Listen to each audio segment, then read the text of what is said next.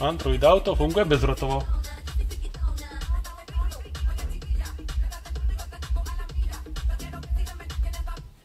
Takisto navigácia krásne funguje. Môžem si v telefóne zvoliť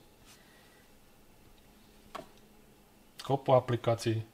Navyše navigáciu, keď si zapnem, tak mi ukazuje na head-up display. Bezdrotovo. A teraz si ukážem, ako aktualizovať infotainment, aby nám fungoval Apple CarPlay a Android Auto bezdrotovo. Budeme potrebovať počítač, pripojenie na internet, USB kľúč, aspoň 32 GB, najlepšie USB-C, ak nie, môžeme použiť USB-A, ale redukciu potom z USB-A na USB-C. Nakoľko Kia EV9 má len USB-C konektory. Prejdeme na stránku update.kia.com, dám mu aj dole pod video ako odkaz. Tu nájdeme aj, čo obsahuje presne októbrová aktualizácia z roku 2023.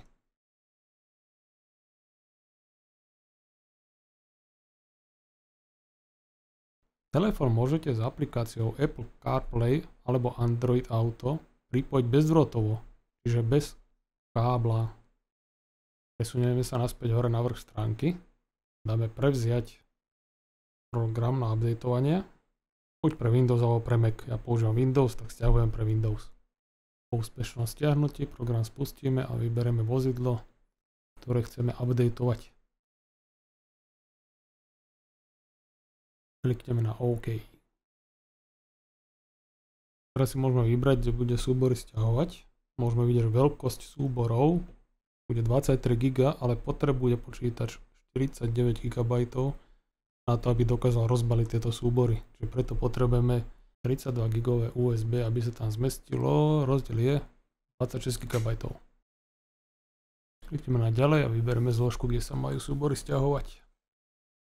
Teraz počkáme pár minútiek, záleží od rýchlosti internetu.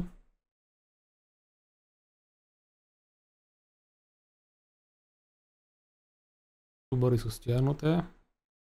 Teraz vyberieme USB, na ktoré chceme dáta kopírovať, rozbaliť.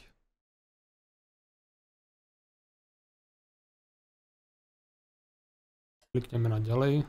Program nás upozorní na to, že disk bude formatovaný a príde všetky údaje, ktoré sú na ňom. Áno, súhlasím. A zase počkáme, dokým sa rozbalia všetky súbory na USBčko. A to tu vo videu strihnem, aby sme nemali video 3-hodinové.